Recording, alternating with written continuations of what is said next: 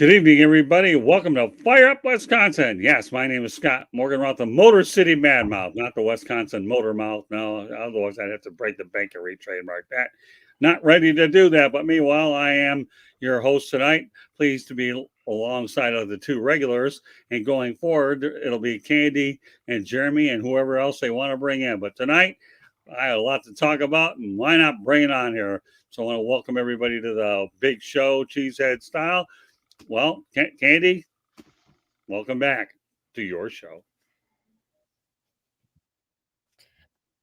Thank you, Scott. It's great to be here. I think I might have to switch my name to Packerbacker Candy. There we go.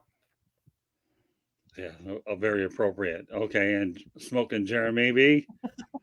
How you doing?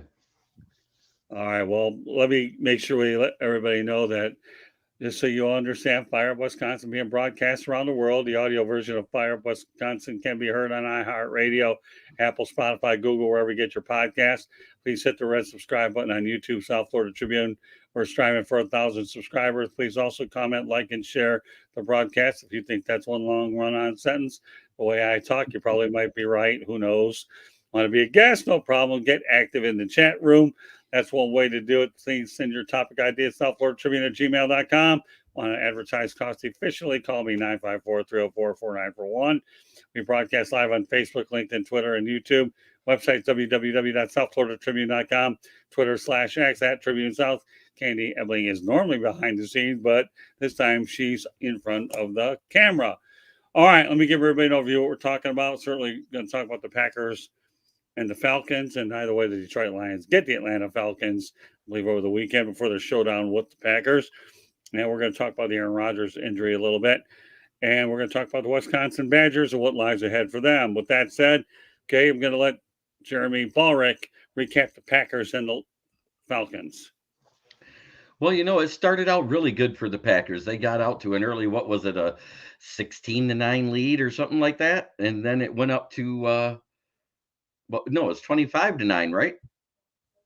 And then lo and behold, the unthinkable 24. happens. 24-9. Yeah, 24-9. 24-9. And then the most god-awful false start I've ever seen done by a quarterback in my entire life. I don't know what Jordan Love was thinking, but he got his snap count wrong.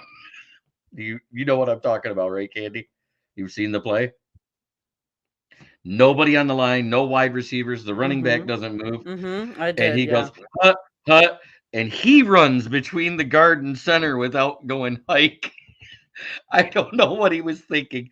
But this is the problem that you have when you go from somebody who's a seasoned quarterback to somebody's first year starting. You're going to have these growing pains.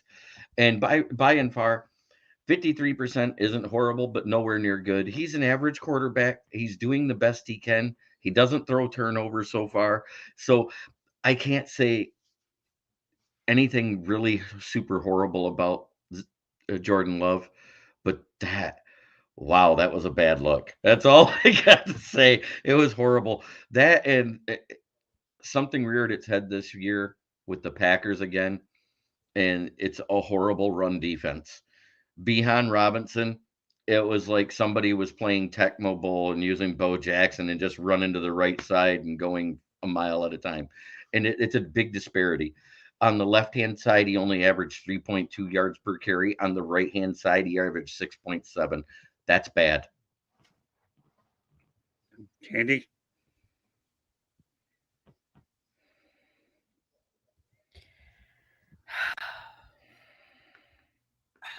We all talk about Jordan Love and him being it's his first year as a new starter in the league. Part of the growing pains of the Packers is we have so many young side, especially. He's not throwing to your veteran receivers because most of the veteran receivers followed Aaron Rodgers out to the other green country. You mean Packers East? So that makes a big difference. And veteran players, yeah, exactly. I know. But I think that makes a big difference. And I think it's going to take time for them them to really gel and to get a feel for how to play in the NFL because it's an adjustment. Three of the receivers that he was throwing to last year at this time were in college, playing Mhm. college ball, not in the NFL. And I think there's a different level, and it takes different. And I'm not going to say skill set, but it takes a learning curve to adjust to the defenses and to veteran defense safeties, defensive line, all of that. And I'm not making an excuse because yes, that was a horrible false start. My other problem with the Packers, and it has not been just a problem, this is the defensive side. And I'm going to put a lot of blame, and I know some people agree with me and some people don't. I really don't like Coach Barry. I really think he should have been gone. I really wish they would have gotten Jim Leonard because Jim Leonard may not have been a great head coach, but he is a great defensive mind.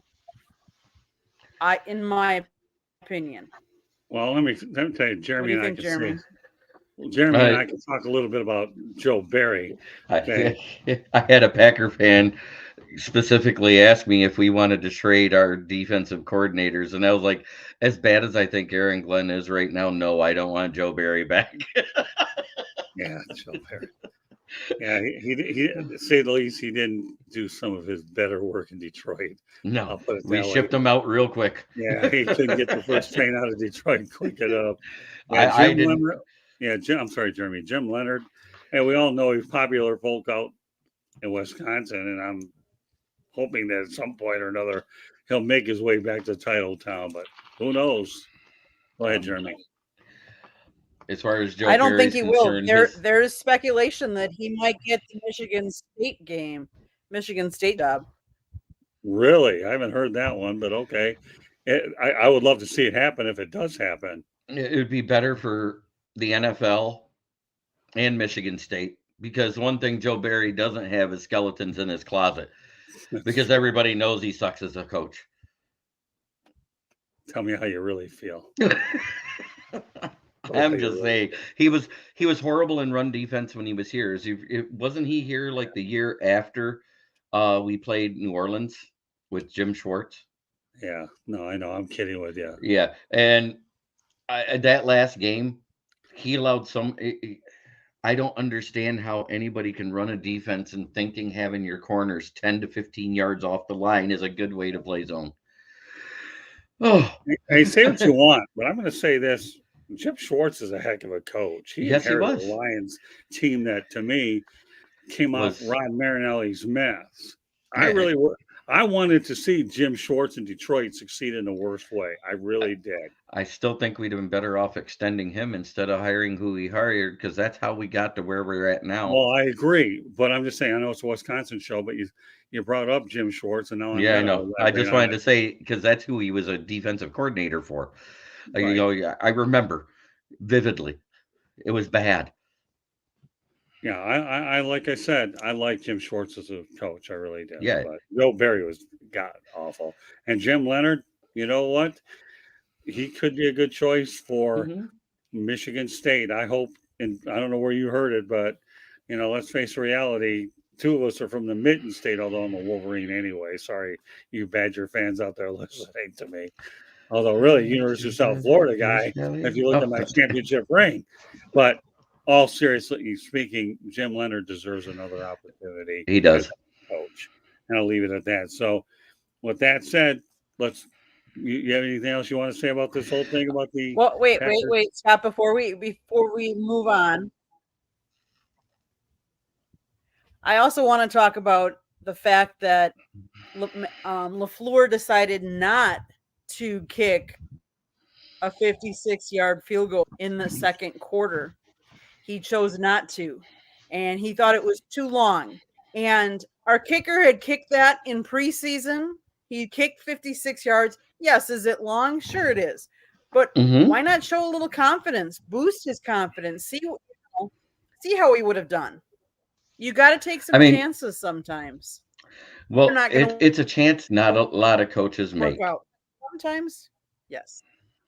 Not a lot of coaches make that mistake. on letting a kicker kick at their limit, such as the fourth down that we went for it instead of kicking one right at Riley Patterson's limit. Now, if you know a guy is accurate up to 95% from that distance or less, you let them kick the ball. That 3 points meant the difference in that Lions Seahawks game as well. Right. Because that short field turned into 7 points for the Seahawks. Because our defense, once again, even though they forced 3 punts, we weren't stopping melted butter. Ugh. I don't know what it is these days with coaches and their obsessions for going for it on fourth down. I even saw it a couple of times watching the USF Alabama game where Alex Golish is a new coach for USF. Let the kickers kick a little bit here and there. I realize I just don't seem to get it. Everybody's going for it on fourth down. I understand a couple of times here and there, but not all the time. Maybe I mean, if it's Brandon Staley to me created something that is bad. Go ahead. Yeah. Here's my take on it. When you're between the 40s, which means it's a 50-plus yard field goal, Yeah. sometimes it's better, instead of going for it, maybe just try to draw them off sides, take the delay of game, go back 5 yards, and let your punter play positional football. I mean, as far as, you guys have there's a great punter with Green Bay. There's an excellent punter with Detroit that's really good at putting people in that coffin corner. I'm just saying, let that boy earn his paycheck. Well, that could be for another talk, but I appreciate you bringing it up. All right. On Aaron Rodgers, his injury, It didn't help. Scott, hold on, Scott. It also didn't help that we were without our number one running back and our number one wide receiver, and David Bakhtiari his knee is bothering him again. He's had this problem, injury prone, for I don't know how far back, but yeah, I know. We're back to his injury and his knee. And that is why, and I'm going to say something that I said during the draft. I think the Packers would have been better off going for the best left tackle in the draft than Lucas Van Ness. You already had 7 first rounders on that defense. The defense is okay. The scheme is the problem with Green Bay's defense. Good. All right. Onward to Aaron Rodgers we go, because his injury will certainly impact the Packers draft-wise. Green Bay is set to get a second-round pick. Go around the horn with this one, Candy. What do you think? So in the trade, part of the clause was that he had to play 65% of the regular season plays in order for the Packers would then get a first-round draft pick. Unfortunately, we all know that that's not going to happen. He only played 4 plays of the first game and got injured.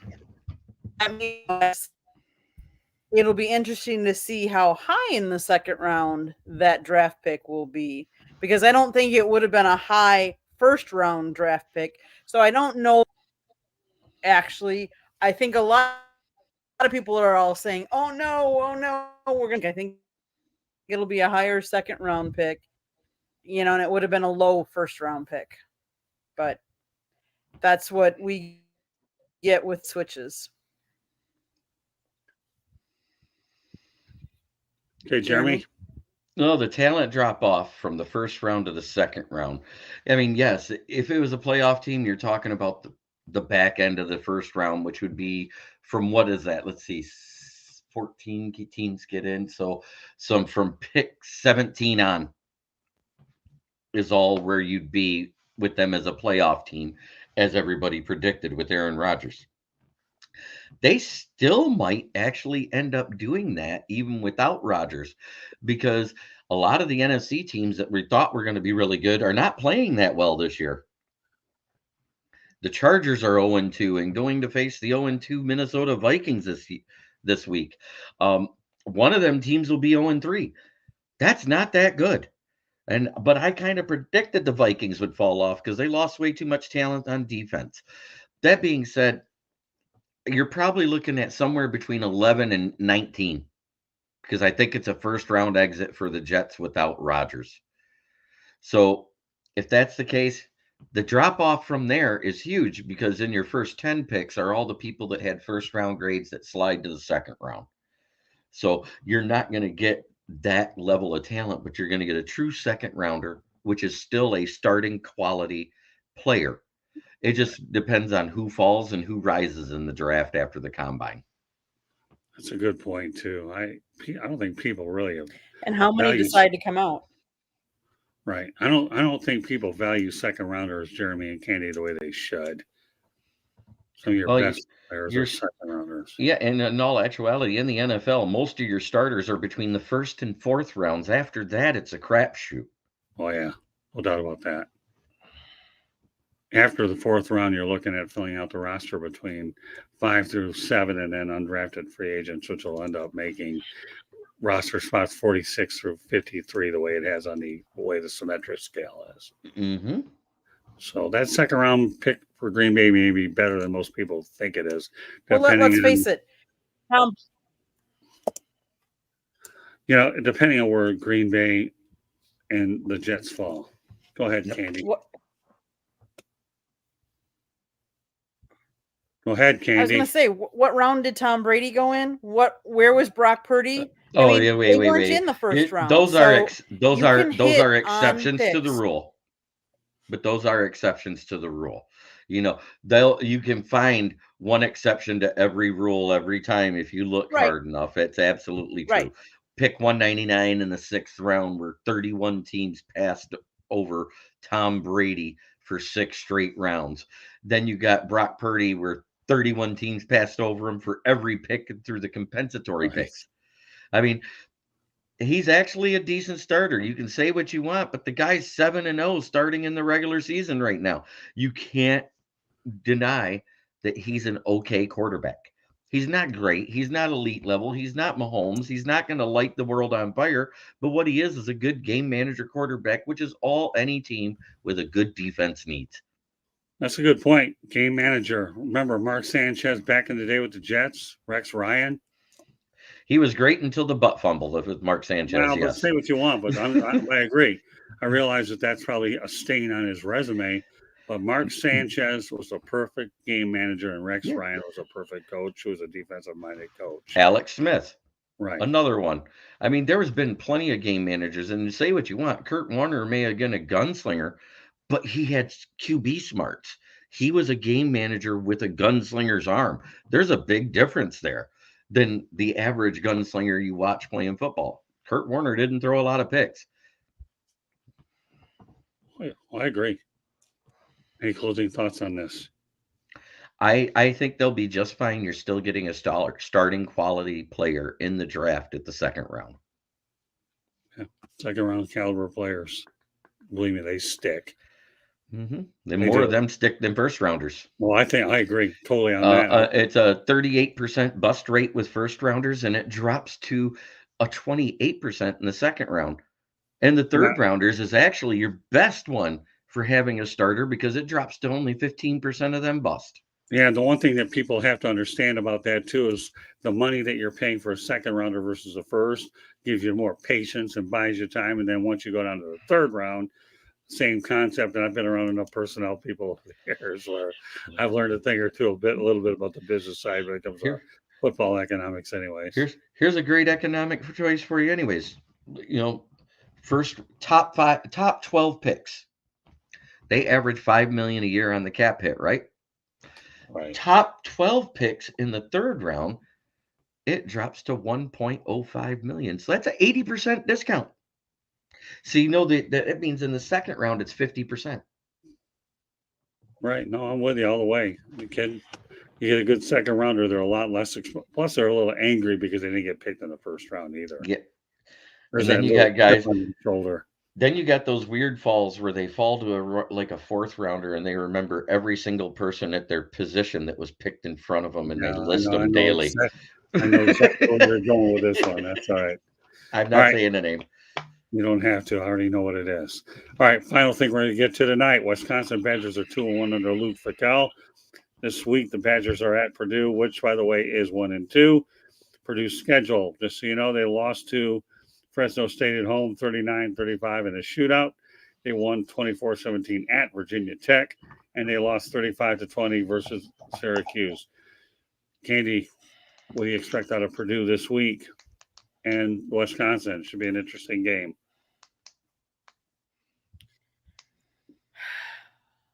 The Badgers, it's interesting because Luke came in and they want to be a throwing team. They want to pass the ball all the time. But the bread and butter of the Badgers is their offensive line opening holes for their running game. And are they going to be able to do the problem is everybody knows that. Like, let's face it. Everybody knows that that's what the Badgers do. With that being said, do they look good? Do I think they can beat Purdue? Yes, I think they can beat Purdue, but they've got to be spot on, and their defense has to be better than what it has been because their defense hasn't looked as good either. Yes, they had how many turnovers? They had 6 turnovers against Georgia State, but they only capitalized on 3 of them, I think. They look sloppy at times. I don't know if they're not motivated or what it is, or I know that I don't know who the receiver is, but I know one of the receivers that was on the team last year actually entered the transfer portal as of today. So he wasn't happy. So, and I know Braylon sat down and talked with the coaches and said, hey, we need to do more. I need to do more. Let's get on the same page. Jeremy? Well, yes, you're right. The defense has been opportunistic on getting them turnovers. And you're right. Luke Fickell is trying to change it over to his style of offense, which is more leaning towards the passing game. That being said, every now and then a coach has to remember what pieces he has in the cupboard that was left over from the previous regime. And you may not always have the pieces you need to implement your offense. So therefore, you take a step back and make it more of a 50-50 thing, make it work for everybody. You have to have balance. Even though it's always been predominantly a run-based offense, having a passing game that works is not bad for the Badgers. I think it would be a good thing. As far as Purdue, and I call them that for a reason, Purdue hasn't won a Big Ten championship since they had Drew Brees. That being said, I don't think they're winning against the Badgers. Let me tell you one thing about Georgia Southern, okay? That's a much better team than most people think. Mm-hmm. Coach Clay Helton, good job over at USC. He'll be appreciated at Georgia Southern. Guys like that, to me, are the type where I've been there, done that with a big program. They settle in. Don't know if they get statues, but let me tell you, they get a lot of recognition being in a smaller pond than they do. I don't know. I mean, think about it. Work with Howard Schnellenberger, Frank Solich, who left Nebraska, goes to, I believe, Miami of Ohio. And how does that work out? Frank Solich and Nebraska hasn't been relevant since he left. Nor will they be. Yeah, right. Well, they're not off to a good start. But, sometimes these bigger coaches don't mind being in smaller schools because they don't feel like, if it's not national championship or college football playoff or bust, they have a chance to build good quality. And, when you look at the MAC conference in general, for which they don't leave the conference, that's a very stable conference is really what it is.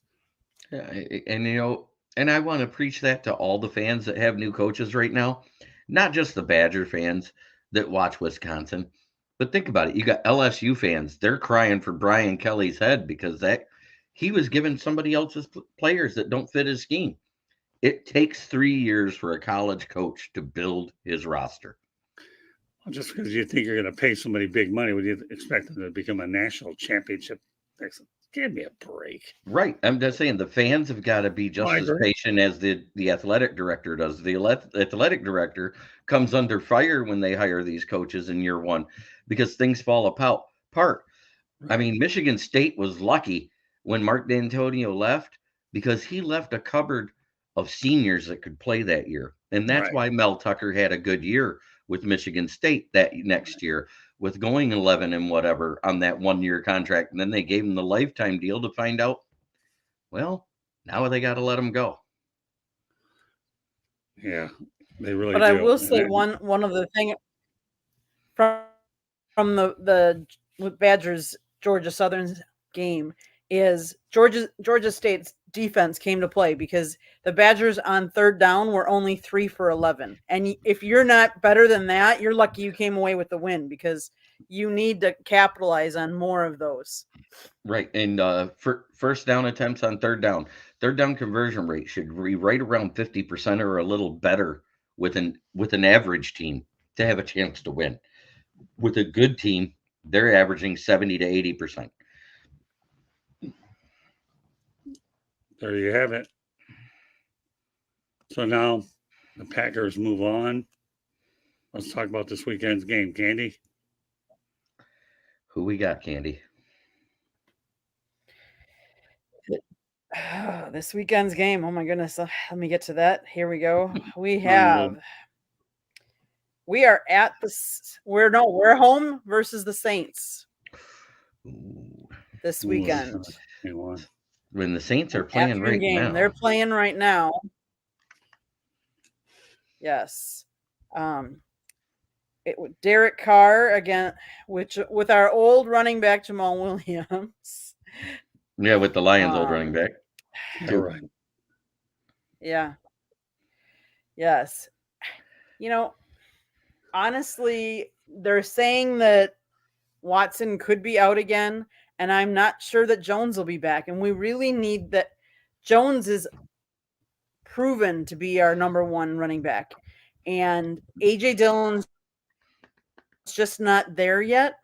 No, he's a thunderback. He's Go ahead, good Jeremy. I know between you want to chime in. We Yep, can bounce off each other. Yep. AJ Dillon's more of that thunderback. That's the power back. Like when Jamal Williams left, he filled that role. He's a guy that's going to get you that 3 to 4 yards when you need it up the middle, but he's not a guy that's going to be able to bust off or receive out of the backfield. He's also not great at blocking for the quarterback yet. That's more of Aaron Jones' job. He'll chip block somebody and then run out to the screen and catch something in the flat. The guy you guys should be starting instead of Dillon is the guy that broke out this preseason, the UDFA guy that made the roster. He's closer to the Aaron Jones mold. He's got speed. He can receive out of the backfield. I think that's who they need to start. And then use A.J. Dillon like they always did. Come in for the short yardage and near the goal line. So you want to make a prediction, Candy? Or you score?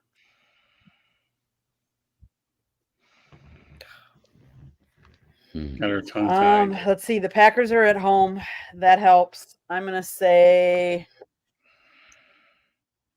24-21 Packers.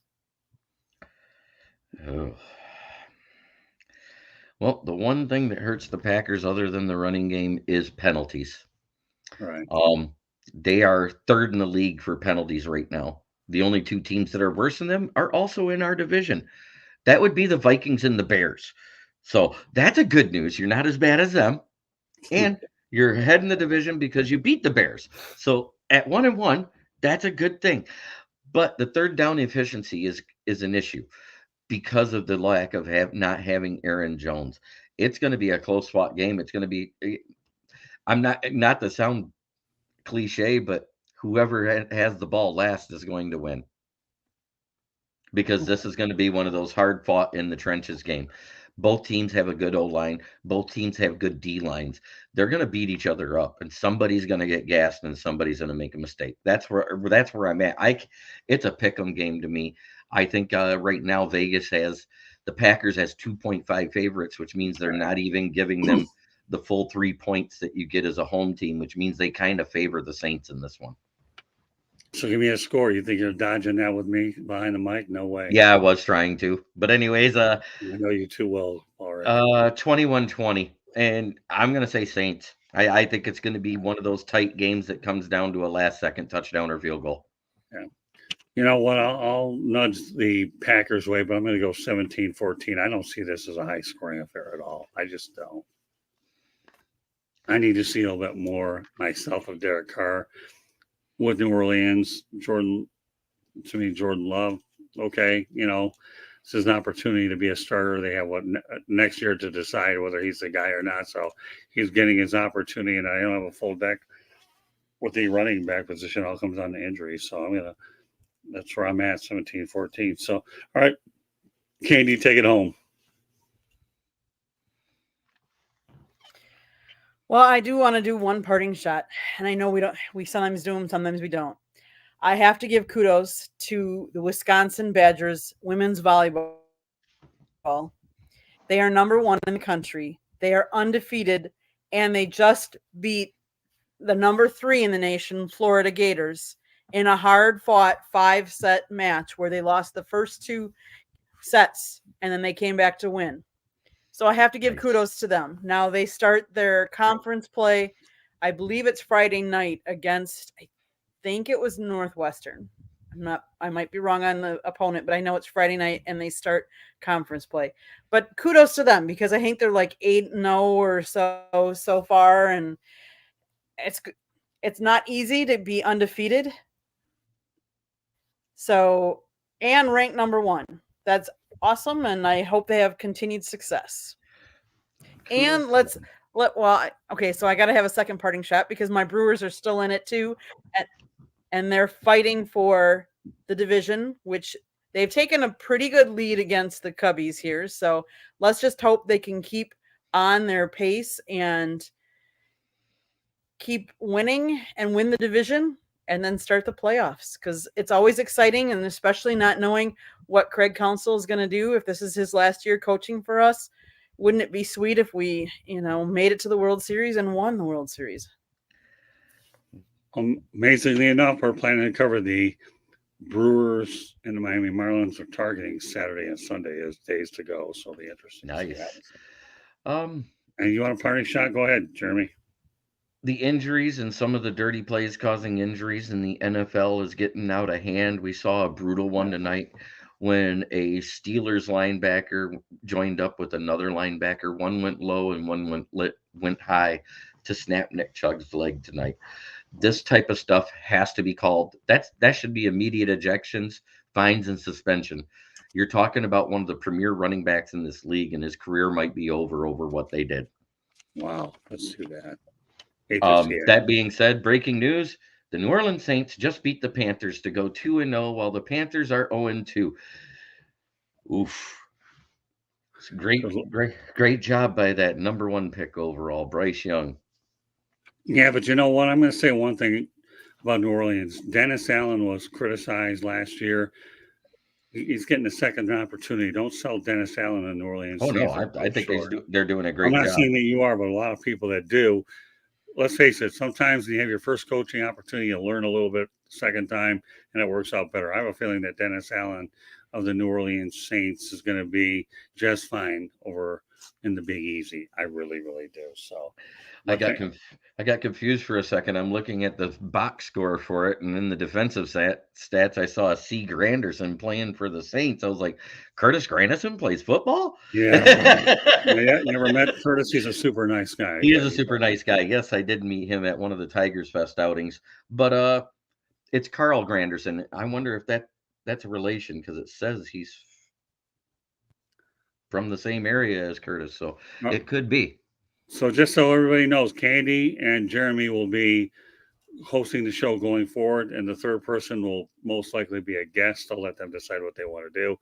We had some pretty good topics I want to get involved tonight. So there you have it. Candy and Jeremy is their show. They're going to run with it. I'll support the show any way that I can. And I'm confident that they're going to make sure that everybody in the state of Wisconsin is definitely entertained and informed, and that's what we strive to do. So, Candy, take us home. Can I do if you like this show, or even if you don't, you want to come see other shows, there's a little red subscribe button down next to Jeremy. Hit it, like us, share us, tell everybody about it. Exactly, Jeremy. We do all kinds of shows. Previous on the show in front of us, it was No Limits with Jennifer Lee Cobb. She's a former NFL cheerleader, and we had Mel Farr Jr., who played at running back on a show with Scott. And they talk about Parkinson's. They talked about injuries and nutrition. It's a great show. And resetting the mindset. We have Inside the Pigskin. We have 108 Stitches. Exactly. So if you like any of those, and if you're driving on a long drive, catch us on the audio version, on the podcast version. We're on iHeartRadio, Apple, Google, wherever you get your podcast. If you want to advertise, you can call Scott 954-304-4941. If you want to be a guest on our show, especially this one, we're looking for guests on Fire Up Wisconsin. Email us, southfloridatribune@gmail.com. Yes. And let's not forget, Scott's if you writing a want, book. oh, Watch damn for it. details. We have a website. Go ahead.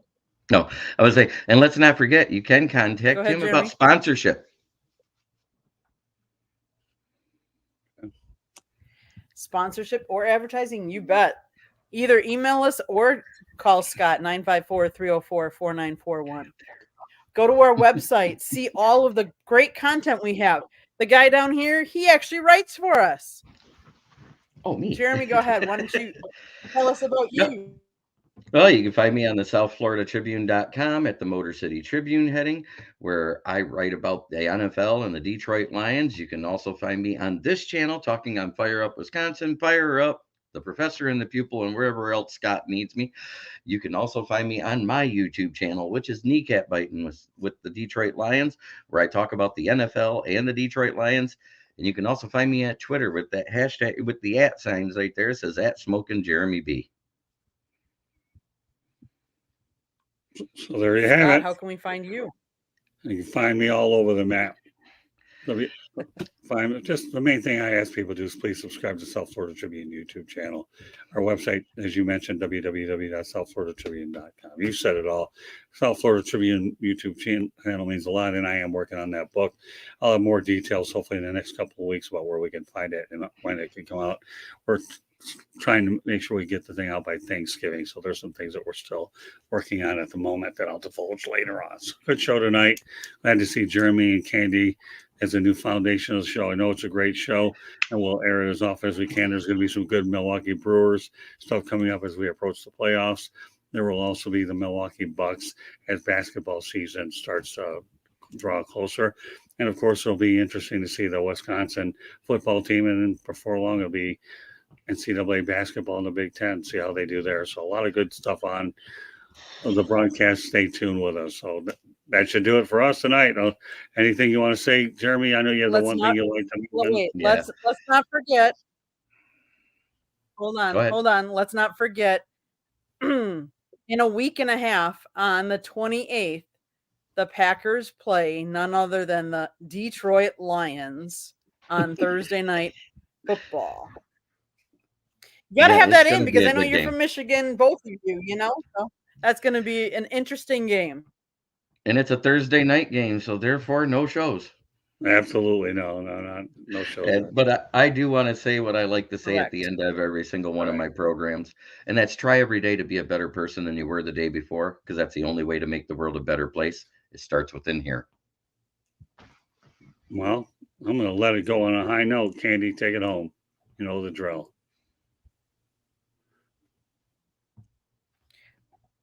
But I'm getting concludes there. this. Here we That go. concludes this edition Thanks of Fire everybody Up for tuning Wisconsin. in. We'll catch you the next time. Thanks.